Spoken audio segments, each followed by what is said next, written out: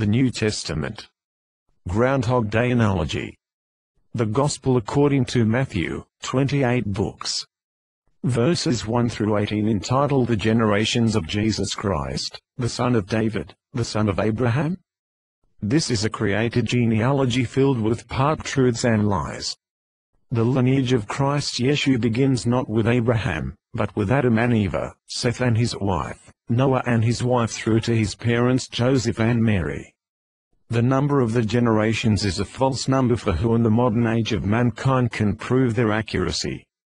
No one was present at the time of Abraham, therefore, the repetition and insignificancy of the 14 generations means nothing in the kingdom of Yehowah.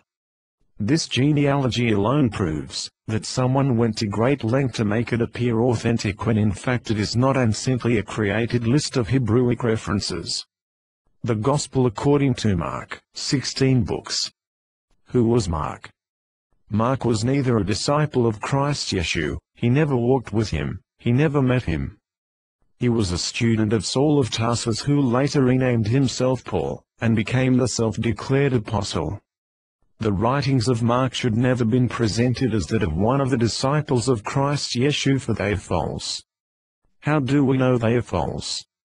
Take a close look at chapter 1, verses 1 through 8. Verses 1 and 2 quote from the book of Isaiah, then verse 3 are the words of John the Baptist, but is not credited as being his words. Mark never knew John the Baptist, and like Christ Yeshu, he never walked with him, and his accounting of the words of John are hearsay and second-hand accounts as passed down to him through his time. For Mark and Luke were colleagues of Saul who lived years after Christ Yeshu and his disciples walked the earth. The Gospel according to Luke, 24 books. Chapter 1, verses 1 through 4. This gospel of the most heinous of all the conspired lies of the compilers, for it speaks in an authoritative voice, and yet who was Luke? Luke was the physician and colleague of Saul of Tarsus and Mark. He was not present with Christ Yeshu at the beginning of his ministry, and he definitely was not an eyewitness to anything regarding his ministry. The writings of Luke, like those of Mark and later Saul, should never have been presented to mankind as the holy word and teachings of Christ Yeshu on behalf of the kingdom of Yehowah, for they are all false. The Gospel according to John, 21 books. The Gospel according to John, are you sure? Where is it written that to both Matthew and John, that they were given the creation stories, and told to repeat them to mankind?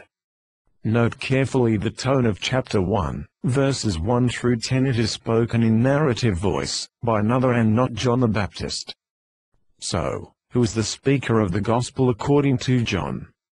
It is the same that created the same falsehood in the Gospel according to Matthew. Dearest brothers and sisters, from today forward be not deceived.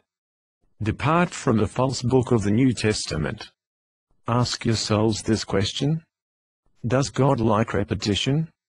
Among his prophets and chosen ones did Enoch, Abraham, Elijah, Jeremiah, Baruch, Yeshua Ben Sira, the Patriarchs, King David, King Solomon ever repeat themselves in their testaments, writings, and prophecies? The answer is irrevocably, no.